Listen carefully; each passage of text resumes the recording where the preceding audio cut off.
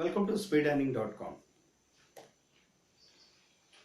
हम लोग किसी भी तरह से मार्केट के रिवर्सल को पहचान पाएं तो बहुत अच्छा प्रॉफिट स्टॉक मार्केट में बना सकते हैं। तो उसके लिए क्या तरीके होंगे? तरीके जो आसान हो। हम हमेशा कॉम्प्लिकेशंस को दूर करके सिंप्लीफाई करना चाहते हैं चीज़ों को, क्योंकि बहुत कॉम्प्लिकेटेड चीज़ें मौके पर काम नहीं आती और हर किसी के काम आने का तो सवाल ही नहीं उठता।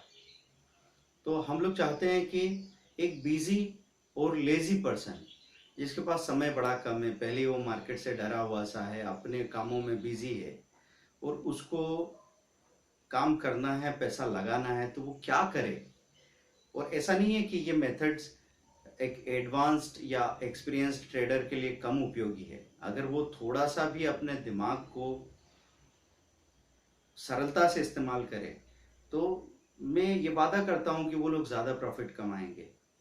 हाँ, ये मेथड सुनने में आपको बहुत कम इफेक्टिव लग सकती है, इनमें कोई बहुत फैंसी चीज़ें आपको नहीं मिलती है, लेकिन इनकी यही खास बात है कि ये अपने मिनिमलिज्म के साथ में बहुत अच्छा काम करती हैं मेथड्स। तो हम बात कर रहे हैं कि NSEindia.com को आप स्टॉक मार्केट के लिए हमेशा यूज़ करते हैं। NSEindia.com में निफ्टी के चार्ट के नीचे आपको एडवांसेस और डिक्लाइंस देखने को मिलते हैं। आप BSEindia.com में भी जा सकते हैं। बॉम्बे स्टॉक एक्सचेंज की ऑफिशियल वेबसाइट BSEindia.com में आप जाते हैं, वहाँ इंडेक्स को क्लिक करते हैं तो सारे इंडेक्स सामने आ जाते हैं।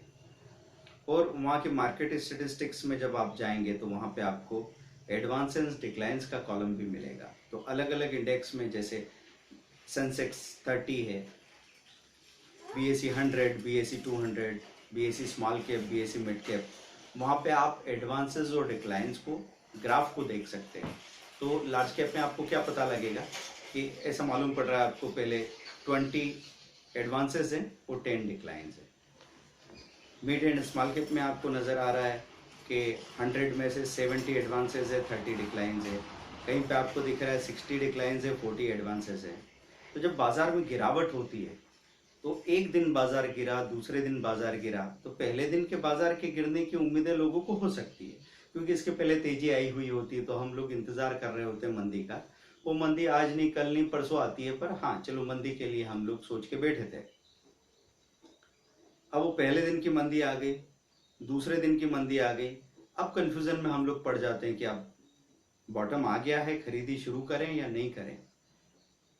तो अगर बीच में किसी ने खरीदी कर ली तो उनको आगे अचानक से एक ऐसा बॉटम देखने को मिलता है कि घबराहट पैदा हो जाती है और 2 दिन की गिरावट हो गई। तीसरे दिन आपने सोचा कि तीसरे दिन की शाम को खरीद लेंगे, क्योंकि तीसरे दिन भी बाजार तो गैप डाउन ही खुला था।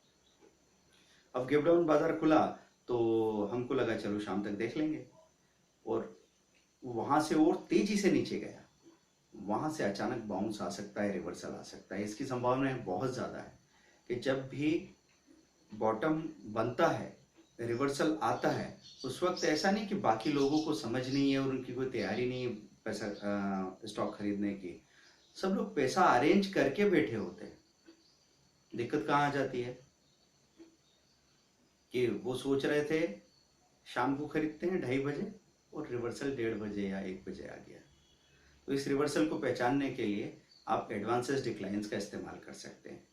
तो धीरे धीरे अगर आपको ऐसा लगता है कि सेंसेक्स में अभी पहले 22 डिक्लाइंस थे, 8 एडवांसेस थे, धीरे धीरे आपने देखा 11 एडवांसेस हो गए, डिक्लाइंस 19 रह गए, फिर आपने देखा एडवांसेस 14 हो गए हैं, 14 हो गए, डिक्लाइंस घट के 15 के आसपास आ गए हैं, इसका मतलब बाजार पलट रहा है।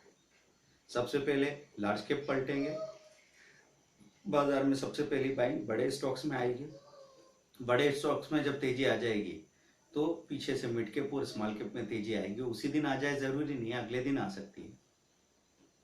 तो जहां जहां आपको ऐसा पता लगे कि डिक्लाइंस कम होते जा रहे हैं, मतलब घटने वाले शेयर्स की संख्या कम होती जा रही है और एडवांसेस बढ़ने वाले शेयर्स की संख्या बढ़ती जा रही है, तो जल्दी ही आप उस चीज को सूंघ लीजिए। स्मेल करना होता है भी हमको कि भाई आ रही है तेजी, तो थोड़ा सा पहले कैलकुलेटेड रिस्क लेके पोजीशन बना लीजिए। मतलब अंदाजे में खरीद लें ऐसा नहीं कहते हम, आपको तरीके बताए गए हैं ट्रेनिंग्स में कि आप एवरेज के ऊपर स्टॉप लॉस बाइंग लगा लीजिए, हाई के ऊपर स्टॉप लॉस बाइंग लगा लीजिए अगर आप कैश में काम करते हैं। अगर अगर आप ऑप्शन में काम करते हैं तो क्या कर सकेंगे कि एक बड़ा पुट और छोटा कॉल खरीद के, एक बड़ा कॉल और छोटा पुट खरीद के कॉम्बिनेशन बना लीजिए, क्योंकि अगर आप गलत भी हुए तो कॉल में जितना नुकसान होगा उसकी भरपाई पुट के फायदे से हो जाएगी। छोटा मोटा नुकसान अगर इसको पकड़ने में अभी हो भी गया तो 1, 2 या 3 बार में जब आप इसी प्रोसेस को रिपीट करेंगे वो रिवर्सल आपके पकड़ में आने ही वाला है। बस दिक्कत ये होती है कि लोग प्रोसेस को अधूरा छोड़ देते हैं। तो अगर 100 फीट के कुएं में से आपने 30 फीट खोदा, 60 फीट खोदा या 90 फीट खोदा, पानी आने तक अगर आपने कोशिश नहीं की तो आपको धूल हाथ में आने वाली है। तो इस बात को अच्छे से समझना होता है कि किसी एक प्रोसेस को पूरा करें। लोग यहाँ पे प्लान तो बनाते हैं सही ठंडे दिमाग से, लेकिन चलते बाजार में उस प्लान को स्टिक नहीं कर पाते, और उसी साइकोलॉजी को हम अपनी क्लासेस में समझने की कोशिश भी करते हैं। तो बीएसई इंडिया में खास बात क्या है, वहाँ पे आपको लार्ज कैप, मिड कैप और स्मॉल कैप का हिट मैप भी दिखता है। तो हिट मैप में टॉप गेनर्स आपको ग्रीन कलर में, टॉप लूजर आपको रेड कलर में दिख रहे हैं। तो ट्रेडिंग रोबोट मॉडल अगर आप बीएसई इंडिया से भी अप्लाई करते हैं तो बजाय निफ्टी, निफ्टी नेक्स्ट 50 और मिड कैप के जो एनएसई इंडिया में आप करते हैं, बजाय इसके आप बीएसई इंडिया से लार्ज कैप, मिड कैप और स्मॉल कैप में अपनी पोजीशन बना पाएंगे। और स्मॉल कैप में ट्रेडिंग रोबोट मॉडल में सबसे बड़े प्रॉफिट आने के चांसेस भी होते हैं। तो ये एडवांसेस एंड डिक्लाइंस का इस्तेमाल करके देखिए। बाजार जब भी गिरावट में हो, 1 दिन 2 दिन की गिरावट हो गई है, आप तत्काल एडवांसेस डिक्लाइंस हमेशा अपने सामने रखिए और उनके ग्राफ में क्या चेंज आ रहा है, उनके नंबर में क्या चेंज आ रहा है उसको देखते रहिए। जैसे ही आपको रिवर्सल की आशंका होने लगे, फटाफट आप अपनी पोजीशन कैसे करेंगे, कंफ्यूजन में ज़्यादा रहने की ज़रूरत नहीं कि सिस्टम बना लो।